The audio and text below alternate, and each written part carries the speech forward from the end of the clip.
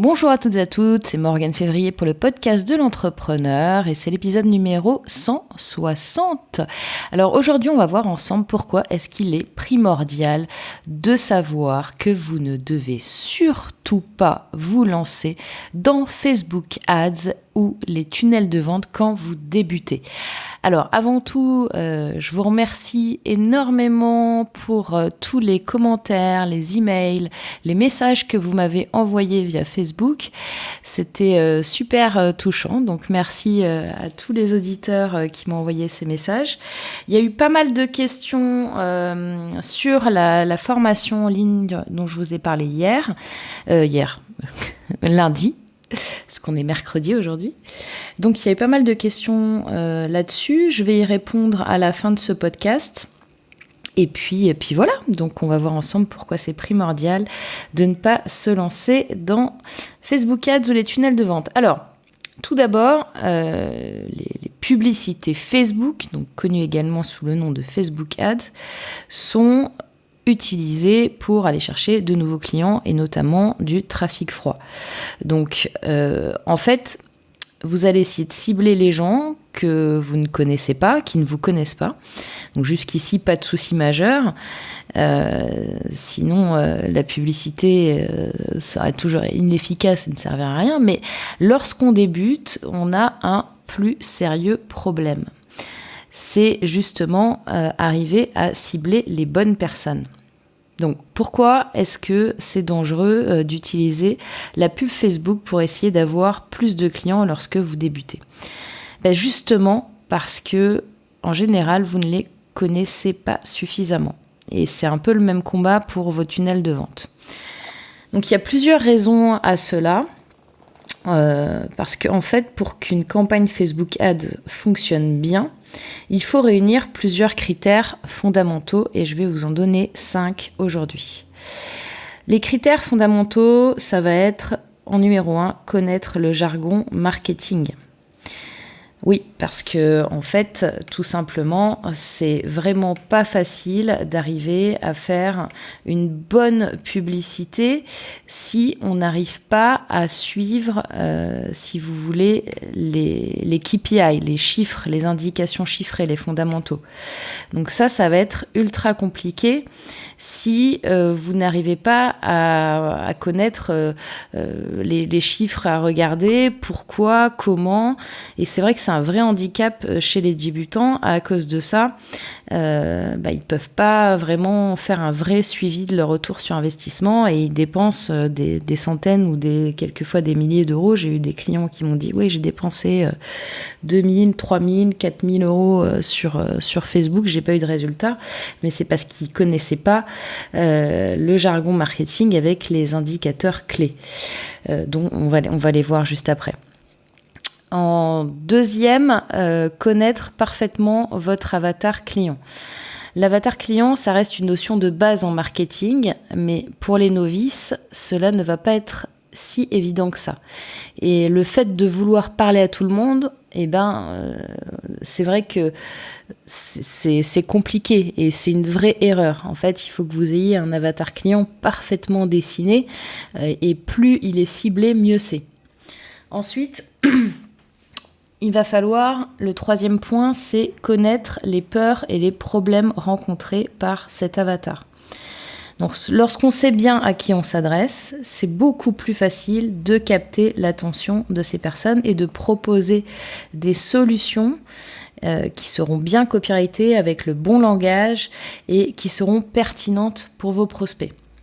Le quatrième point, c'est que, malheureusement, pour vous, si vous débutez, il faut quand même investir un certain budget afin de pouvoir mesurer les résultats d'actions publicitaires qui doivent être pertinentes. Il faut engager un minimum de budget parce que sans ça vous sera impossible de pouvoir mesurer correctement vos efforts et la pertinence de ce que vous allez proposer. Et le dernier point, le cinquième point, c'est le fait d'avoir déjà testé des messages. Donc ça va se faire justement en communiquant un maximum avec votre audience et également en testant, en faisant de l'A/B testing, en essayant plusieurs publicités pour pouvoir avoir le bon message qui va être le mieux compris et qui va faire le plus d'effet à votre audience. Donc, on va faire un petit peu de jargon marketing. Comme ça, vous allez, j'espère, pour ceux qui connaissent déjà, vous replonger un peu dedans. Et pour ceux qui ne connaissent pas, peut-être faire plus de résultats sur vos publicités Facebook si vous voulez vous lancer. Donc, vous avez déjà, on va parler du CPI ou du CPM. Donc, c'est le coût basé sur les impressions d'une annonce. D'accord ? Il s'agit du coût basé sur le nombre de fois qu'une de vos annonces va être affichée sur la plateforme de publicité. Et l'impression est payante au coût par 1000 et non au clic. Donc, c'est à l'affichage, au bout de 1000 impressions, vous avez X centimes ou X euros qui vont être débités. Donc ce que je vais vous donner en jargon marketing, ça vaut bien sûr pour Facebook Ads, mais ça vaut pour Google Ads, ça vaut pour LinkedIn, ça vaut pour tous les modèles de publicité, les régies, etc. Ensuite, vous avez le taux de clic ou encore le CTR. Donc ça, il s'agit d'un résultat du quotient clic divisé par impression fois 1000. Donc ça permet de définir l'attractivité d'une annonce par rapport à ses concurrents. Ce ratio dépend également souvent de la position moyenne de l'annonce. Vous voyez, on rentre dans du jargon, donc ça veut dire que ça dépend de la position par rapport aux autres. Hein. On est sur de l'enchère. Donc ça dépend du nombre d'enchères qui sont faites en même temps que vous, si vous voulez. Ensuite, il y a le coût par clic moyen, ou CPC. Donc, il s'agit du coût moyen d'un clic. Donc, c'est issu du résultat du budget dépensé divisé par le nombre de clics. Vous avez aussi la position moyenne. Alors ça indique la moyenne des positions atteintes par une annonce. Donc, cette position, elle est définie entre autres par le CPC maximum et ça influe notamment sur le taux de clic. Plus une position est haute, plus l'annonce est visible et plus elle sera cliquée. Je vous invite à prendre des notes tout au long de ce podcast si vous le pouvez, ou de le réécouter quand vous serez au calme.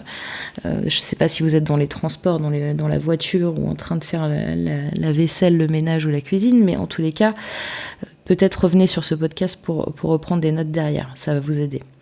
Ensuite, vous avez le taux de transformation, le TTR. Donc, il s'agit du résultat du quotient du nombre d'actions divisé par le nombre de clics.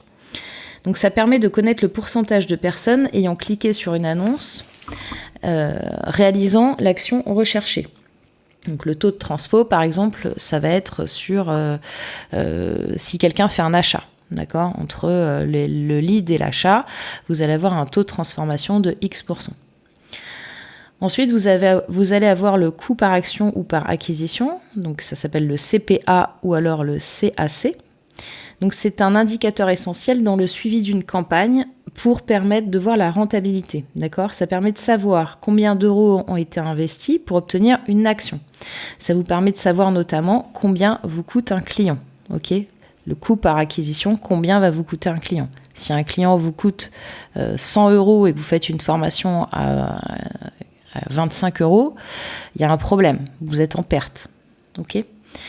Donc justement, le retour sur investissement, c'est un autre indicateur, le ROI. Donc, c'est l'indicateur ultime de suivi de campagne. Si vous devez suivre, on va dire, que 2 indicateurs, allez, 3, ça va être le ROI, le CPA et le CTR. C'est les principaux. Et le taux de transformation, bien sûr, le TTR. Alors, l'indicateur du retour sur investissement, ça permet de suivre le retour sur investissement de la somme que vous avez engagée et de connaître les sommes gagnées ou perdues par euro investi. Donc c'est un indicateur de rentabilité que vous devez absolument suivre. Le ROI, c'est la base de tout quand vous commencez à utiliser la publicité en marketing. Ok ? Ensuite, vous allez avoir le taux de diffusion d'une annonce. Donc, Quand vous allez avoir parce que vous avez des groupes d'annonces, d'accord ? Vous allez avoir des groupes d'annonces donc, qui disposent de plusieurs annonces. Et le taux de diffusion, c'est un pourcentage qui indique dans quelle proportion la régie, ou Facebook Ads, ou Google AdWords, etc., délivre les différentes annonces. Cet indicateur, il va être influencé par le fait qu'on autorise ou pas la régie à optimiser l'affichage des annonces. Donc ça se règle chez la régie. Des fois vous pouvez pas le faire. Et c'est un indicateur qu'il faut faire avant la diffusion de la publicité. Ensuite, vous allez avoir la part de voix ou d'impression. Donc ça, c'est un indicateur qui permet de savoir combien de fois vos annonces sont diffusées sur 100 requêtes tapées. Donc le ratio, c'est le suivant. C'est le nombre d'impressions ayant déclenché l'affichage d'une annonce divisé par le nombre total d'impressions ayant ou qui auraient dû déclencher l'affichage de l'annonce. Donc, ça, c'est important aussi de l'avoir. Alors, est-ce que vous avez mal au crâne ? Là, je vous ai donné vraiment les indicateurs principaux, à savoir que le ROI, c'est la base, le CPA, c'est la base, et après, le taux de transfo, bien sûr. Donc, si vous avez mal au crâne, c'est normal. Parce que on ne peut pas s'improviser du jour au lendemain spécialiste web marketing et publicité Facebook. Et si vous ne devez retenir qu'un seul indicateur, vraiment, j'insiste, c'est ultra important. Il y a tellement de gens qui ne le font pas, qui n'ont même pas conscience de ça, c'est le ROI, le retour sur investissement. Quel que soit le budget que vous allez mettre et le nombre de clients que vous allez transformer, même si vous n'y connaissez rien, là, à l'heure actuelle, c'est l'indicateur que vous devez absolument suivre. Combien je gagne, combien je perds. Si je gagne, je remets de l'argent. Si je perds, je change ma stratégie, je change de promotion. Ok ? Donc, là, je vous ai même pas, à ce stade-là, je vous ai même pas montré comment on réalise une publicité. C'est pas le but, là, de ce podcast. Là, ce que je voulais faire avec vous, c'est une petite prise de conscience avant que vous vous lanciez, que vous dépensiez quelques milliers d'euros et dire ensuite que ça ne fonctionne pas. Parce que si vous n'êtes pas capable de voir, de mesurer ces indicateurs-là, vous n'arriverez jamais à faire des promotions sur Facebook qui vous rapportent de l'argent. Ok ? Je vous dis ça parce que c'est arrivé à beaucoup de mes clients et que j'ai récupéré très très déçu des publicités. Donc le truc c'est que voilà, ils savaient pas ce qu'ils faisaient ni comment mesurer les résultats et tout ce qu'ils ont vu, c'est qu'ils ont au final jeté l'argent par les fenêtres. Voilà, ça c'était le premier point que je voulais vraiment voir avec vous aujourd'hui. Ensuite, je vous disais dans le deuxième point, ce qui est important, c'est de connaître parfaitement votre avatar. Donc, je ne sais pas si vous avez déjà fait, je vais prendre l'exemple de Facebook Ads. Si vous avez déjà fait de la publicité ou testé de la publicité sur Facebook Ads, l'interface, elle est vraiment géniale.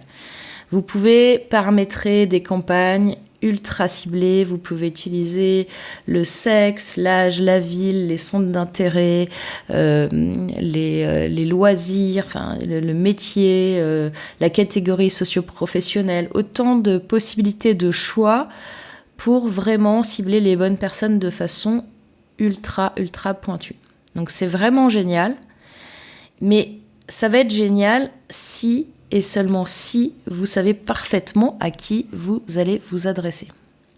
Le ciblage, quand vous faites de la publicité, et même quand vous faites du contenu gratuit, vous devez cibler un maximum votre avatar.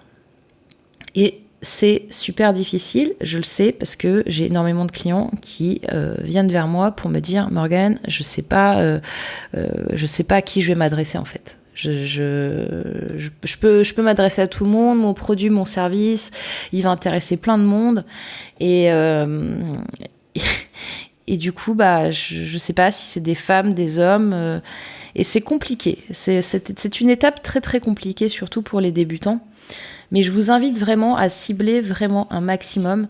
Je vais vous mettre en lien une vidéo de Frank Kern qui est super. C'est une conférence qu'il a faite qui vous explique vraiment précisément comment faire et pourquoi c'est important.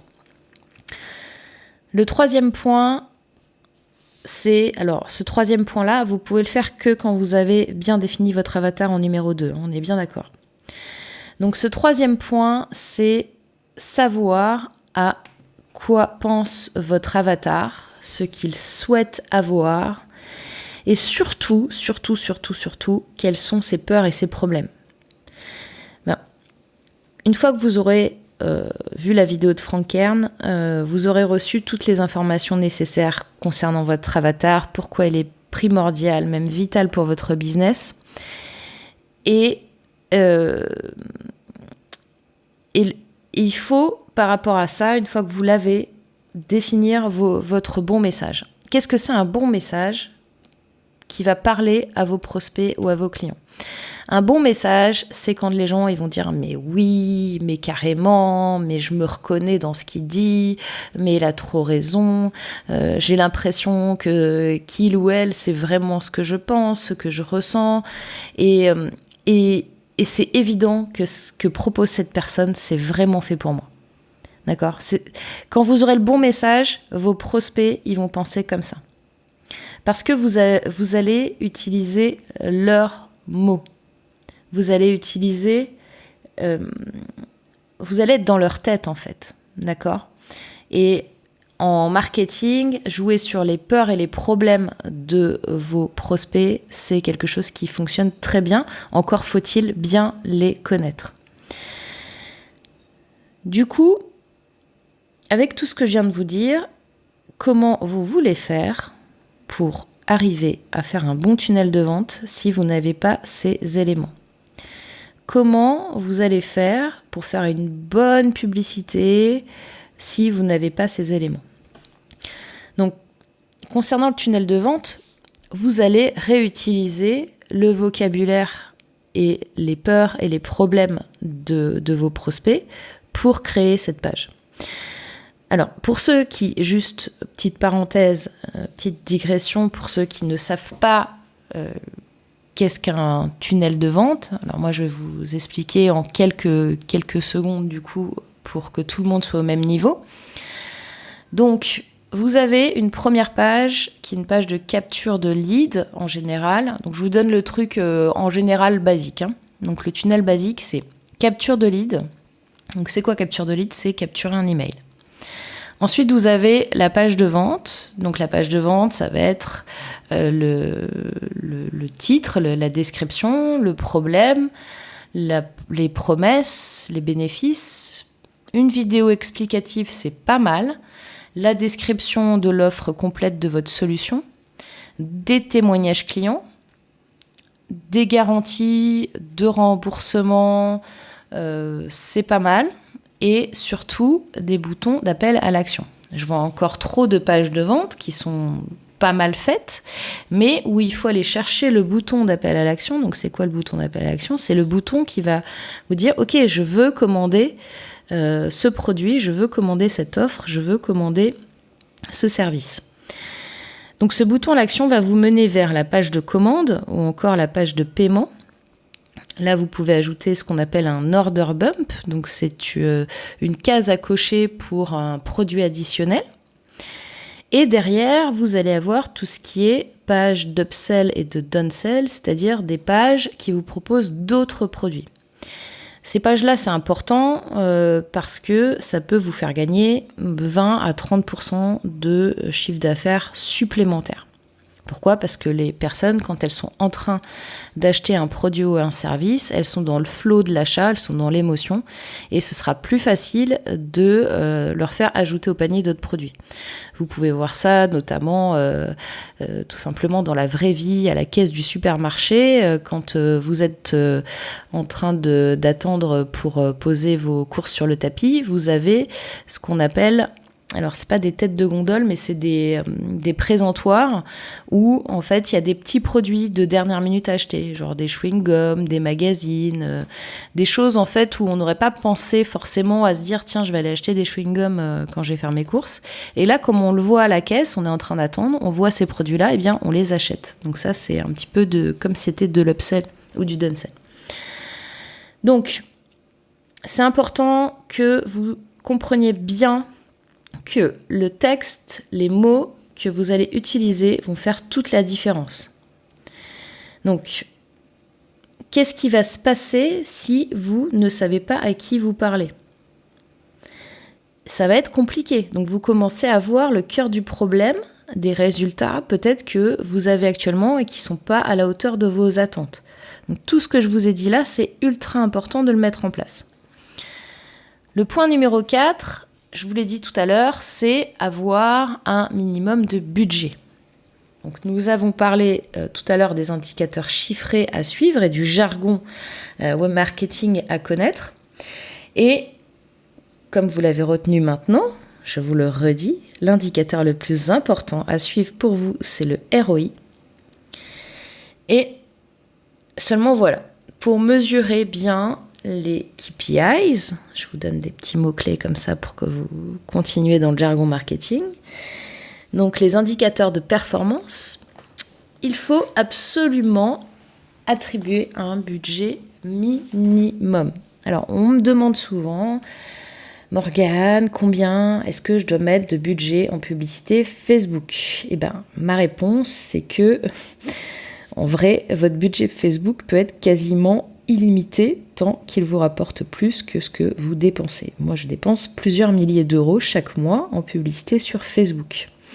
Donc, c'est pas un problème de dépenser 10 000 euros, 15 000 euros, 20 000 euros sur Facebook. Le problème, c'est votre retour sur investissement. Donc ça, c'est un premier point. Par contre, si vous voulez vraiment avoir un budget minimum, en dessous de 10 euros par jour, vous n'aurez pas des indicateurs suffisants pour estimer les performances de vos publicités. C'est clair et net, si vous dépensez moins de 300 euros par mois, ça va être très très compliqué. Et vous allez même risquer d'avoir des indicateurs qui ne sont pas pertinents parce que votre segmentation, le segment que vous allez prendre, sera trop petit. D'accord ? Plus vous allez avoir des gens, un certain nombre de gens dessus, si vous avez, 10 000 personnes qui ont été sollicitées, c'est mieux que d'en avoir 10. Vous voyez ce que je veux dire ? Parce que vous êtes peut-être tombé par hasard sur 10 des 10% qui allaient cliquer.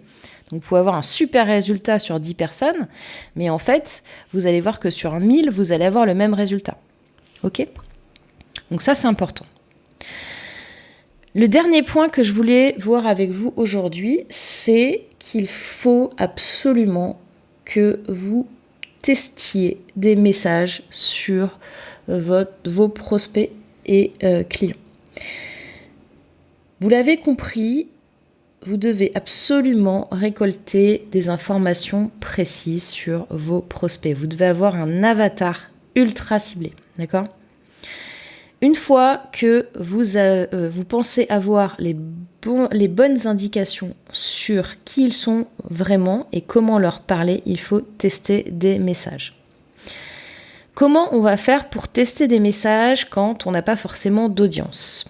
Eh bien, tout simplement, grâce à Internet, vous avez plusieurs façons de faire.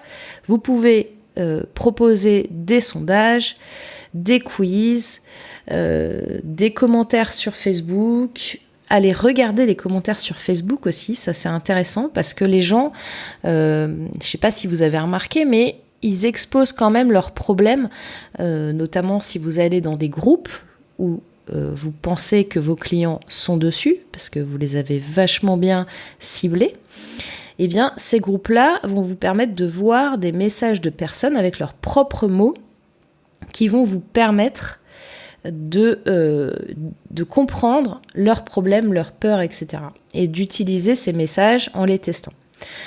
Donc, Par la suite, vous pourrez affiner et passer par ce qu'on appelle de l'A/B testing sur vos tunnels de vente. Donc l'A/B testing, c'est de proposer plusieurs modèles de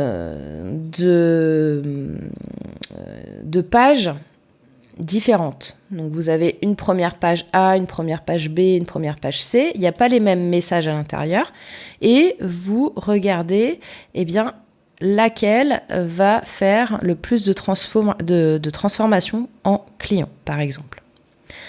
Ok, donc voilà pour ce podcast sur pourquoi il est primordial de savoir que vous ne devez pas vous lancer dans Facebook Ads ou les tunnels de vente lorsque vous débutez si vous n'êtes pas au courant de toutes les informations que je viens de vous donner. Donc j'espère que ça vous a vraiment aidé parce que c'est vraiment le but à trouver quels sont vraiment les bons indicateurs à suivre, les bons messages à donner. Et puis, donc, je vous disais tout à l'heure, j'ai eu pas mal de messages hier, je vous remercie encore là-dessus, par rapport à la formation que je vous ai proposée. C'est pas hier, c'est lundi. Comment donc la formation, c'est comment trouver facilement des clients sans savoir vendre et devenir incontournable dans votre thématique. Donc, lundi, je vous avais donné plusieurs astuces déjà. Aujourd'hui, je vous en donne d'autres. Et dans la formation, on est encore à un autre niveau. Donc, la formation, c'est 5 modules. Et afin d'arriver à vendre des produits ou des services facilement, le deuxième module, c'est mettre en avant vos expertises et vos compétences de façon à vraiment les valoriser et vous faire connaître au plus grand nombre. Le troisième module, c'est comprendre ce que veulent vos clients et leurs attentes. Le quatrième module, c'est trouver des prospects facilement et simplement. Et le cinquième module, c'est c'est quoi déjà le cinquième module ? Ah oui, c'est la technique de vente imparable à absolument connaître et à appliquer. Et je vous ai mis aussi un bonus avec un module 6 spécial sur comment établir une stratégie de communication ultra efficace et vous faire connaître pour vendre plus de produits et de services. Donc cette formation, elle est disponible là aujourd'hui. Elle est disponible encore jusqu'à dimanche. Et vous pouvez accéder. Alors combien ? Alors je regarde les questions que j'avais eues. Donc là, c'était un petit peu plus pour décrire ce qu'il y avait dedans. Ah oui, alors, combien de temps dure la formation ? Alors, elle dure un peu plus d'1 heure et demie. Et avec le bonus, je pense que ça doit faire bien 2 heures et demie. Voilà, donc il suffit de cliquer là, juste en dessous, pour voir si vous cliquez avant dimanche, vous avez encore certainement la promotion qui est là, une offre spéciale pour vous. Et si vous cliquez après dimanche, vous aurez le plein tarif. Donc voilà pour ce podcast. En tout cas, je suis super contente de vous retrouver. Et du coup, comme je vous l'ai dit, si vous n'avez pas écouté le podcast d'hier, maintenant on va faire jusqu'à nouvel ordre et au moins normalement sur ce mois d'août 3 podcasts par semaine qui seront diffusés le lundi, le mercredi et le vendredi. Alors du coup, je vous dis à vendredi pour le prochain podcast et d'ici là, passez à l'action. Bye bye.